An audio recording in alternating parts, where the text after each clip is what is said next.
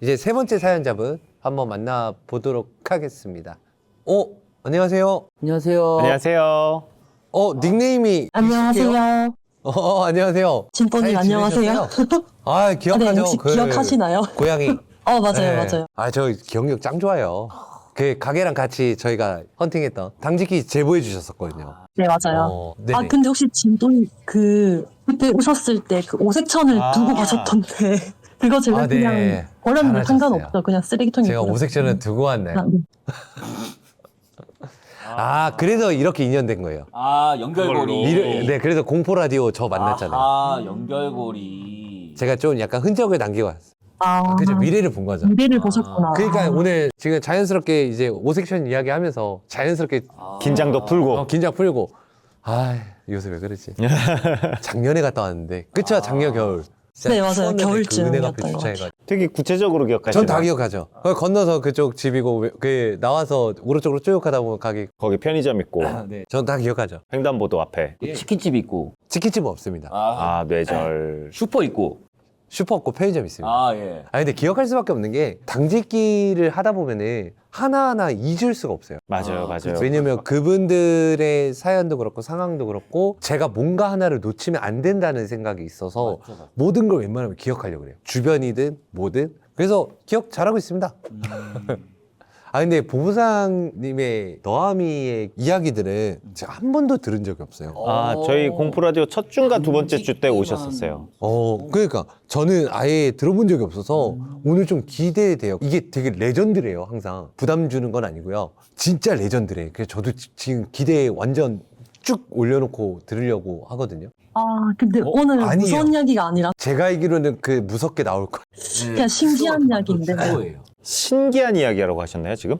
네네. 그러니까 이게 무서운 이야기는 제가 사실 없어서 고민을 하다가 미스테리한 이야기는 있어서 이것도 미스테리한 이야기도 들려달라 하셔가지고. 그래서 저희가 모셨죠, 마왕형님을. 이게 기신은 이쪽 전문이지만 신기는 이쪽 전문이거든요. 그쵸. 네. 좋습니다. 그러면 보부상님 사연 한번 들어보도록 하겠습니다. 큐! 액션.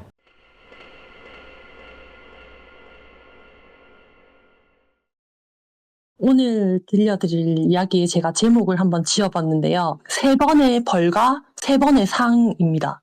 저는 사실 형제가 좀 많아요. 4남매인데 4남매 중에 저는 둘째이고요. 이 이야기는 막내 남동생의 태몽과 관련된 신기한 이야기입니다. 첫째 언니와 저는 딸이라서 저희 친할머니께서는 아들을 꼭 낳아야 된다고 부모님께 늘 말을 하셨대요. 그 옛날 어르신들이 맨날 좀 아들 그렇게 하시잖아요. 그러다가 이제 셋째가 딱 아들이 들어선 거예요. 그래서 셋째 동생이 태어나서 이제 원하는 바도 이뤘고 또 거의 연년생으로 어머니가 출산을 하신 상태여서 힘드셔가지고 이제 아버지와 상의한 후에 수술을 하시게 되셨어요. 더 이상 아기가 안 낳는 수술. 그렇게 이제 1년 정도가 지났는데 어머니가 어느 날 꿈을 꾸셨대요. 1년 정도 지났을 때 꿈에서 깊은 산속을 걷고 있는데 저기 풀숲 사이에 작은 연못 하나가 눈에 띄더래요. 그래서 엄마는 그 연못이 너무 예뻐서 가까이 다가갔는데 그 연못 안에 은빛으로 엄청 반짝거리고 있는 잉어가 한 마리가 보이더래요. 그 잉어가 천천히 헤엄을 치고 있는데 너무 예쁘더래요. 근데 엄마가 이때까지 저희 막내 말고 3명까지의 태몽을 엄마가 다 꾸셨거든요. 근데 꿈에서 바로 느꼈대요. 이거 태몽이다. 해서 엄마는 더 이상 아기를 낳으면 안 된다는 생각을 해서 잉어를 두고 뒤돌아섰대요. 그래서 산을 내려오려고 하는데 어떤 할머니 목소리가 들렸대요. 그냥 두면 저 연못에 물이 말라서 잉어가 죽을 텐데 어떡할래? 이렇게 말을 하더래요. 근데 엄마는 또 잉어가 불쌍하기도 한데 이게 너무 고민이 되는 거예요. 그래서 고민하다가 결국 결정을 못 내리고 꿈에서 깨셨대요. 근데 일어나 보니까 아무리 생각해도 이게 이상한 거예요. 분명히 아빠가 수술을 하셨잖아요. 근데 왜 태몽을 꾸지? 다른 사람의 태몽인가 싶었대요. 그래서 설마 아니겠지라고 생각을 한 뒤 이제 며칠이 지났대요. 근데 저와 언니는 이제 어린이집에 간 상태였고 엄마는 셋째 남동생을 업고 이제 집안 청소를 하고 계셨대요. 근데 이제 마당에 누가 엄마를 부르더래요. 세대 가면서. 그래서 나가봤는데 어떤 백발의 인상 좋은 할머니가 길을 잘못 들어왔다면서 물 한 잔을 얻어 마실 수 있겠냐고 힘들다고 말을 하시더래요. 그래서 엄마는 또 되게 어르신들한테 잘하셨거든요. 옛날 동네에 있을 때 어르신들 다 모아서 국수도 삶아주시고 밥도 많이 챙겨드렸었어요. 저희 동네가 거의 90%가 어르신 분들이어가지고 그래서 엄마가 물 한 잔이랑 두유를 하나 들고 드리면서 어르신 어디 가시려고 그러는 거냐고 제가 데려다 드릴까요? 이렇게 물어봤대요. 근데 그 할머니가 아니라고 괜찮다고 이제 좀 물을 맞고 정신을 차리니까 길을 알 것 같다고 이제 얘기를 하시면서 두유를 주머니에 넣으시고 문 밖으로 나가시더래요. 그래서 문 밖으로 나가는 것까지 하긴 했는데 이제 엄마는 할머니가 좀 걱정이 되었지만 얻고 있던 동생이 배가 고프다고 울어가지고 집으로 들어가려 하는데 아까 그 할머니가 다시 대문에 얼굴을 빼꼼 내밀고서는 세대 근데 혹시나 아이가 생기면 주면 안 된다. 그 애는 큰 도움이 될 일이 있다. 세댁이 너무 친절해서 비밀인데 말해주는 거다. 이렇게 말을 하시면서 쌩 가시더래요. 근데 엄마는 그 말을 듣고 이제 무슨 말이지? 하면서 또 남편이 수술했는데 또 왜 그런 말을 하시지? 하면서 약간 의문이 들었는데 집에 그냥 동생이 배고프다고 우니까 들어가려고 하는데 그 저희 집이 시골집이라서 마당에 평상이 하나 있었거든요. 근데 평상 위에 분명히 할머니가 주머니에 넣는 두유를 봤는데 두유가 그대로 놓여 있는 거예요. 평상 위에. 그래서 할머니가 흘렸나 싶어가지고 그 두유를 들고 할머니를 쫓아나갔대요. 근데 저희 집이 있던 그 곳이 동네에 나가는 길이 일자로 된 방향이 있었는데 거기를 나가야 다른 곳으로 나갈 수 있는 그런 구조거든요. 근데 바로 따라 나왔는데 할머니가 안 보이는 거예요. 그 길에서. 네, 성인이 아무리 뛰어도 5분 정도는 걸릴 거리에 거기가 벗어나려면. 근데 엄마가 한 1, 2분 사이로 뛰어나왔는데 할머니가 안 보이는 거예요. 그래서 엄마가 내가 헛것을 봤나 싶기도 하고 아니면 뭐 할머니가 뭐 빨리 뛰어가셨나 보다 내가 시간 계산을 잘못했나 하고 그냥 아무렇지 않게 동생 이제 밥 주고 집안일을 하고 계셨대요. 네, 그리고 이제 며칠 뒤 엄마가 또 잠을 자는데 또 꿈을 꾼 거예요. 전에 그 산에 또 올라가고 계셨는데 그 연못이 보이더래요. 근데 연못이 예쁘진 않은데 뭔가 탁한 느낌이 들어서 너무 궁금한 거예요. 그 잉어가 살아있는지 궁금해서 조심스럽게 이제 연못에 다가갔는데 연못에 물이 정말 거의 다 말라서 10cm 정도밖에 안 남아있는 거예요. 그 연못에. 그래서 엄마가 너무 놀라가지고 그 연못에 꿈에서 연못 밑으로 내려가가지고 막 살폈대요. 근데 다행히 그 은색빛의 잉어가 저 구석에 얕은 물에 살아서 이렇게 구석에 있더래요. 그래서 엄마가 이제야 이제 얘를 살려야겠다 싶어가지고 잉어를 구해주려고 이제 들어 올리려고 하는데 잉어가 팔딱 튀더니 옆에 작은 웅덩이로 도망을 가더래요. 그래서 엄마가 다시 잉어를 잡으려고 하는데 또 팔딱 뛰어서 엄마를 피하는 듯한 이렇게 손을 피하는 듯이 도망을 가더래요. 그래서 엄마가 난감해하면서 어떡하지 하고 있는데 그 전에 들렸던 그 할머니 목소리에 할머니가 뒤에 서 계시더니 말을 하더래요. 그러게 전에 왜 망설였냐고 이놈이 삐져있다고 이렇게 얘기를 했대요. 그래서 엄마가 어쩔 줄 몰라 하면서 할머니를 쳐다보니까 할머니가 조건을 하나 거시면서 그냥은 안 되고 딱 3번의 힘든 일이 이놈 때문에 있을 건데 네가 이거를 이겨내면 반드시 이놈이 3가지 효도를 할 것이다 이렇게 말을 하시면서 잉어를 들어 올리셔가지고 엄마한테 던지셨대요. 그래서 엄마가 잉어를 받자 말자 잉어가 펑 하더니 하늘로 튀어올라서 용이 되었대요. 근데 용이 되었는데 이 용이 엄마한테 바로 오지 않고 약간 삐졌다는 듯이 하늘을 뺑뺑 돌더래요.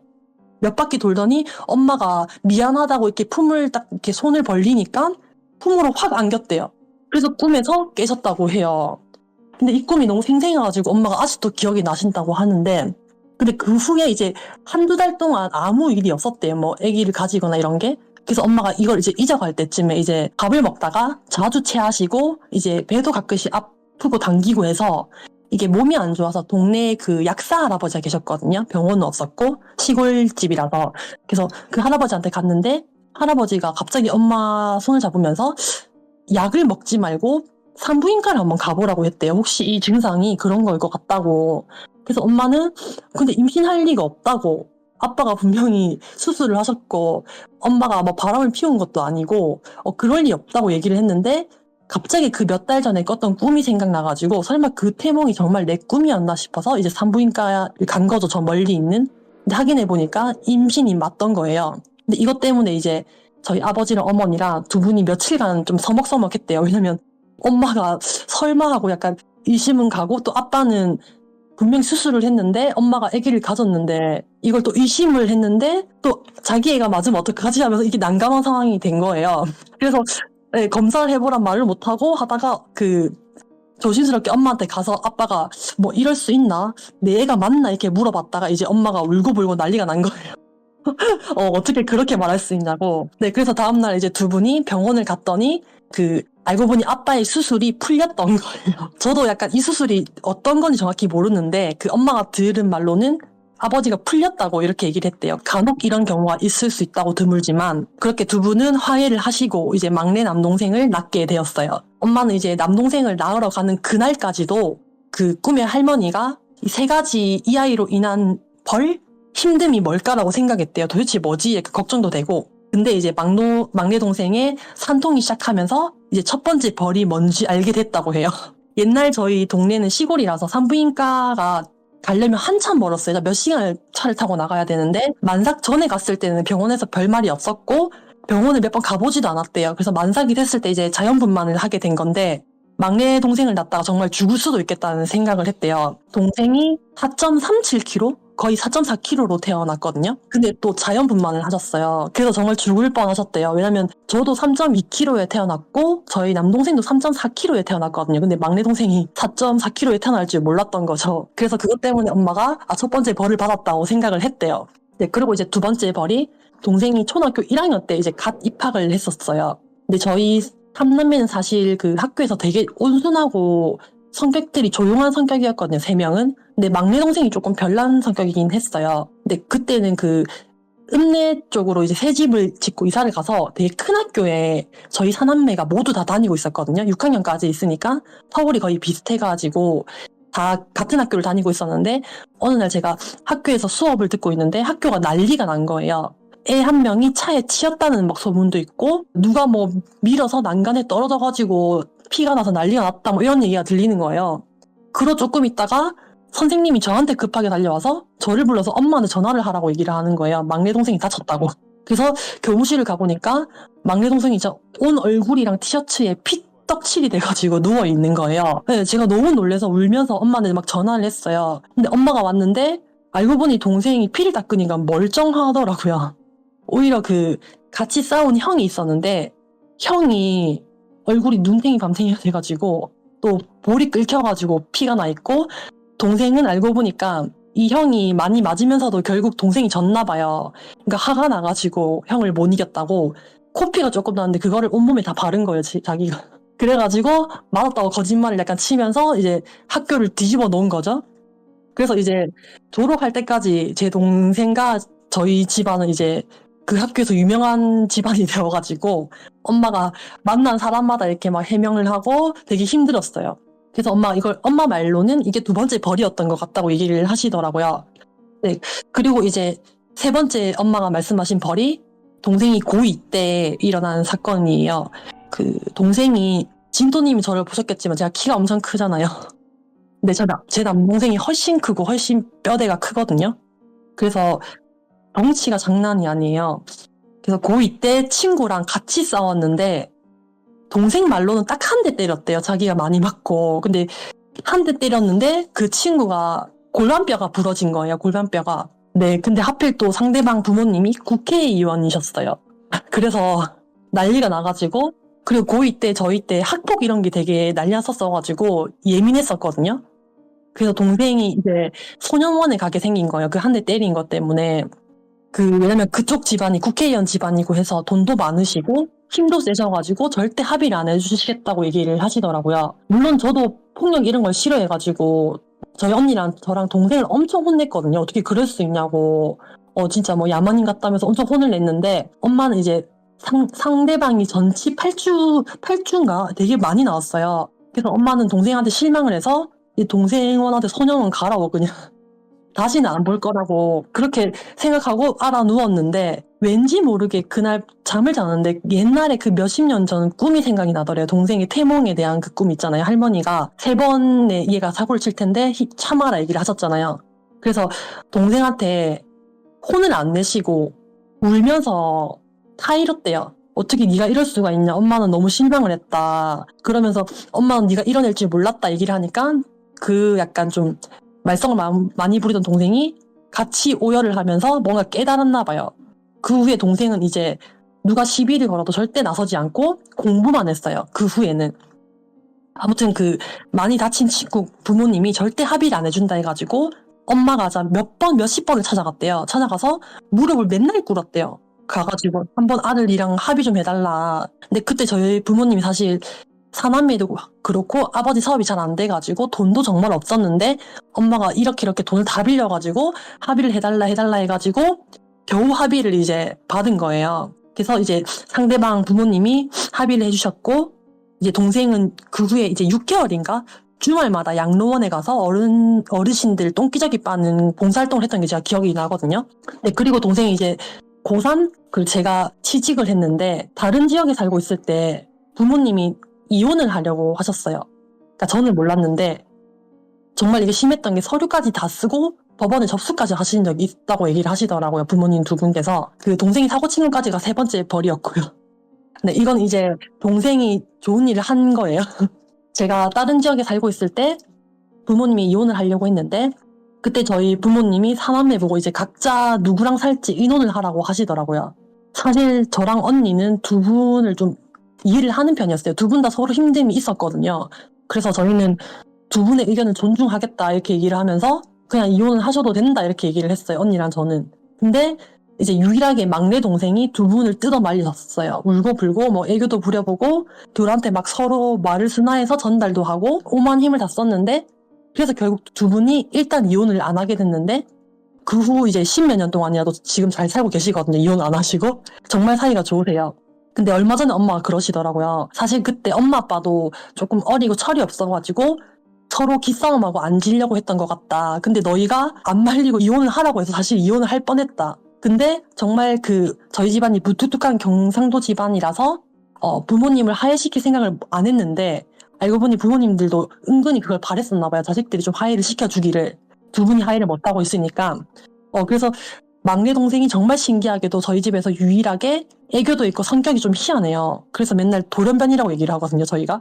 근데 막내 동생 덕분에 부모님이 이혼을 안 하셨고 그렇게 두 분이 지금 되게 잘 지내시고 두 분 여행도 다니시고 하시거든요. 엄마 말로는 첫 번째 이게 동생이 집안에 뭔가 효도를 한 게 이게 아닌가 싶다고 얘기를 하시고 그리고 두 번째는 아버지가 이제 사업이 잘 안 되셔가지고 농사 일을 하셨는데 하우스를 혼자 짓다가 바람이 많이 불어가지고 자재에 깔리셨어요. 근데 그때 저희 형제들은 전부 타지 생활을 했었는데 막내 동생이 갑자기 엄마한테 전화를 해서 아빠한테 가보라고 아빠가 낮잠을 잤는데 갑자기 자기 이름을 부르는 꿈을 꿨다 이렇게 얘기를 하더라고요. 그래서 엄마가 밭에 가보니까 아빠가 쓰러져 계신 거예요. 기절을 하셔가지고. 근데 다행히 빨리 발견을 해서 생명에 지장이 없이 타박상만 입으셨어요. 그리고 뼈에 금이 가가지고 입원만 좀 오래 하셨거든요. 네, 그래서 어머니가 동생이 상을 준다는 세 개 중에 하나인 것 같다. 두 번째 상까지인 것 같다 얘기를 하시더라고요, 어머니께서. 그리고 세 번째가 아직 이루어졌는지는 모르겠는데 엄마 말로는 그 막내 동생이 정말 사고 많이 치던 동생이 작년에 대기업에 입사를 했어요. 그래서 엄마 말로는 대기업 간 게 세 번째 효도인 것 같다 얘기를 하시더라고요. 아니 근데 모르겠어요. 꿈처럼 엄마가 막내를 안 낳으려고 해서 세 번의 벌과 이제 상을 주신 건지 아니면 이게 우연이었던 건지 꿈과 집 마당에 왔던 백발의 할머니가 조상님이셨던 건지 뭐 엄마 말로는 삼신 할머니였던 것 같기도 하다고 얘기를 하시더라고요. 그래서 엄마도 궁금하다고 얘기를 하시면서 저한테 사연을 풀어보라고 하셔가지고 제가 들고 왔거든요. 네, 그래서 오늘 제가 들려드릴 이야기는 여기까지이고요. 네. 잘 들었습니다. 근데 미스테리한 이야기는 맞죠. 맞는데 근데 잉어, 용, 빙글빙글 돌고 한마디로 용이 됐을 때는 그거잖아요. 그죠? 학생 때를 얘기한 거죠. 나 이렇게 할 거야. 그리고 마음대로 다니다가 이제 다시 품에 왔을 때는 이제 얌전할게. 이건데. 유도할게요. 근데 진짜 이게 뭐라 그럴까? 되게 신기한 이름 맞아요. 되게 신기한 이름 맞죠. 세 번의 벌과 세 번의 상. 정말 효도라면 효도일 수는 있죠. 근데 대기업에 입사했다 해서 그거를 상이라고 생각을 하면 안 돼요. 어머니한테 어차피 의미부여가 들어간 거 꿈도 있겠다. 맞아요. 대기업 입사는 그냥 지 잘 된 거지 효도는 아니야. 맞아. 이거는 좀 더 킵하고 이것까지는 아닌 것 같다. 세 번째를 계속 끝까지. 의미를 조금 더 밀어두시는 게 맞고. 근데 태몽 자체가 어떻게 보면은 삐진 게 그건 거였던 것 같아요. 잉어가 처음에 있었는데 물이 좀 없고 어머니가 계속 좀 이렇게 거부를 줬잖아요. 그게 뭐냐면 태어날 아기가 있었는데 갑자기 수술을 하신 거야, 아버지가. 그러니까 그거 알려주고 싶었던 거야. 밀어버리시고. 그러니까 왜 그랬어? 나 태어나야 돼. 그렇지. 그리고 꼭 태어나야 될 아이였는데 이제 어머니가 모르시잖아요. 왜냐 병원까지 갈 수 있는 거리도 아니었고. 그래서 직접적으로 제가 봤을 땐 삼신할머니가 오신 것 같아요. 그렇죠. 저도 그 생각을 했어요. 근데 되게 신기한 게, 전 진짜 신기한 게 뭐냐면 삼신할머니를 만날 수는 있어요. 삼신할머니가 와서 말은 해줄 수 있는데 분명히 그 할머니가 길을 잃었다고 마을 주민분이 모셔온 거 아니에요? 혼자 오셨어요, 혼자. 근데 마을 저희 주민분 동네가 좁아서 그러니까. 다 알거든요. 누가 있는지. 근데 엄마가 처음 보는 할머니셔서 어떻게 길을 잃었지? 그래서 길을 알려드려야 되나 했는데 아. 나가고 없으시더라고요. 그러면은 삼신할머니가 맞는 것 같아요. 제가 왜 이렇게 얘기하냐면 아까 그 얘기했을 때 제가 놀랬어요. 놀래는 삼신할머니구나. 놀란 게 뭐냐면 두유를 놓고 갔다 했죠. 네. 삼신할머니는 두유 스타일이 아니죠? 그게 아니에요. 그러면? 그게 아니라 정말 사람이 아니었던 거죠. 그거는 먹지 못하는구나. 아니요. 어? 물건을 줬던 게 아니에요. 그러니까 어머니 입장에서는 할머니와 대화를 했고 두유와 물을 드렸어요. 근데 두유는 그 자리에 둘 수밖에 없는 게 뭐냐면 물은 어머니가 물잔을 들고 들어갔을 거 아니에요. 그렇죠? 그러니까 어머니 입장에서 할머니를 만난 게 맞아, 삼시할머니를. 근데 삼시할머니는 이 두유를 들고 갈 수 있는 사람이 아니에요. 사람이 아니기 때문에. 왜냐면 제가 이 이야기를 왜 하냐면 제가 예전에 시원형 너아밀서 중에 있습니다. 뒷전 음식을 하고 있을 때 저희 현관문 앞에 어떤 사람이 와서 밥 좀 달라. 배가 고프다. 줬어요. 줬는데 전 무당이잖아요. 네. 사람이라고 생각했어요. 진짜. 줬는데 문을 닫고 일 보고 나왔는데 그 음식이 그대로 있는 거예요. 뭐지? 왜 두고 갔지? 달라 그러고 하고 다시 제가 집안에 들였는데 나중에 알고 봤더니 그분은 저희 집 골목 끝자락에서 고독사 하신 분이에요. 뒷전 받으러 오셨구나. 근데 그거를 제가 이제 무당 완전 애동일 때 애동일 때니까. 그래서 두유를 놓고 그 앞에 놔져 있는 거예요 했을 때는 눈치챘죠. 진짜 삼신할머니를 만난 거구나. 그래서 신기했어요. 이런 일이 좀 드물거든요. 그죠. 직접 보는 경우는. 그렇죠. 이거 직접적으로 보는 심지어 삼신할머니가 이 아이는 왜 태어나야 되는지를 얘기해 주신 거잖아요. 얘기까지 해준 이게 거잖아요. 어머니는 삼신할매님이랑 이제 대화를 하신 거죠. 초면 트신 거잖아. 그렇죠. 그러니까 두유는 챙겨갈 수 있는 상황이 되는 게 아니지. 그러니까 이게 꿈이라고 하긴 그렇고요. 진짜 현실로 만났다고밖에 생각이 안 들어요. 네, 맞죠. 그러니까 현실이에요. 제가 봤을 때. 진짜 삼신할머니 만나신 거예요. 네, 또 이게 셋째를 얻고 집 청소를 하고 있었는데 세댁 이렇게 엄마를 불렀다는 건 이미 그 집 안에 어떤 그렇죠. 일인지 다 알고 계셨다는 거예요. 다 알고 있었던 거죠. 이게 다 어머니가 덕을 잘 쌓으셔서 그래요. 주변 그 어르신 그렇죠, 분들한테 그렇죠. 잘하고 이래 덕을 쌓으시니까 이런 또 행운이 오는 겁니다. 그러면 지금 그 막내 동생분은 대기업 다닌다 했잖아요. 네. 제가 봤을 때는 뭔가 큰 관직을 얻을 것 같은데 그게 마지막에 효도일 것 같아요. 이게 그 용이 되고 하니까 마지막 상이라 했잖아요. 상이라는 거 어머님들 입장에서는 말 그대로 대기업 취직한 것도 상이에요. 어떻게 보면. 왜냐면 아들이 직장 걱정 없이 이제 안전한 곳에 들어갔기 때문에. 근데 저는 삼신할머니를 만나고 삼신할머니가 어떻게든 그 아이를 지우지 말고 꼭 낳아야 된다라고 얘기한 거는 어머니에게 무언가 주는 상이죠. 제 생각엔 아직 안 끝난 거지. 나라의 저도 역할을 할 저도 그 인물이다. 왜냐면 삼신할머니가 그렇게까지 이 아이가 꼭 태어난다야 되면 어떠한 이 막내 동생이 해야 될 일이 있기 때문에 태어나야 된다고 얘기한 것 같거든요. 막내 동생이 그 국회의원 아들 때리라고 그 일은 아니었을 거 아니에요. 그것도 어떻게 의미부여할 수 있어요. 엮어서 네.